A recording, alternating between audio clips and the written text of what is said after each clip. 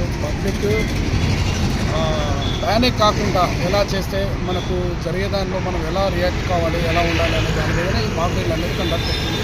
Emergency siren వచ్చినప్పుడు లైట్లు of చేయడం కానీ, విండోస్ డోర్స్ క్లోజ్ చేసుకొని అంత ప్యానిక్ కాకుండా మంచి చూసుకోవడానికి ముందు అవేర్నెస్గా ప్రకటించింది.